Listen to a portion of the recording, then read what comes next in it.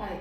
இன்னைக்கு நான் ஒரு விஷயம் பேசணும்னு நினைக்கிறது என்னன்னா, நிறைய பேர் பிஸ்னஸ் பண்ணிட்டுருக்கோம். எஸ்பெஷலி விமன் எல்லாருமே பிஸ்னஸ் பண்ணுறோம்.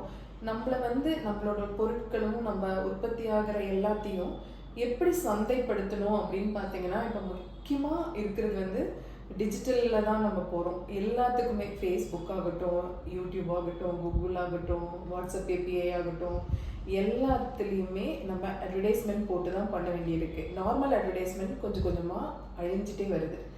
இந்த அட்வர்டைஸ்மெண்ட்டை போடுறதுக்கு எவ்வளோ ஆயிரங்களும் லட்சங்களும் கோடிகளும் கொட்டி கொடுத்துட்ருக்கோம் அப்படிங்கிறத யோசிச்சு பார்த்தனாக்கா, ஏன் இவ்வளோ பெரிய இந்தியாவில் இவ்வளோ பெரிய டெக்னாலஜி பிரெயின் பீப்புள் இருக்கிற ஒரு கண்ட்ரியில் ஏன் நம்மளால் இந்த மாதிரி ஒரு பிளாட்ஃபார்ம் எல்லாம் உருவாக்க முடியல, ஏன் உருவாக்க தவறிட்டோம் அப்படின்னு தோணுது.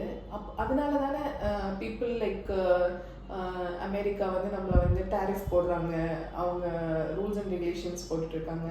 அதெல்லாம் மாற்றணும் அப்படின்னா இந்த மாதிரி பிளாட்ஃபார்ம்கள், இந்த மாதிரி டெக்னாலஜி டெவலப்மெண்ட்டு நமக்கும் வேணும் இல்லையா? எஸ், நான் எல்லாரும் நம்ம யோசிக்க ஆரம்பிக்க வேண்டிய ஒரு தருணம் வந்துருச்சுன்னு நினைக்கிறேன். இது என்னோட ஜஸ்ட்டு தாட் ப்ராசஸ். நான் போடுறேன். இது எப்படி டெவலப் ஆனாலும் எனக்கு சந்தோஷம். எஸ்.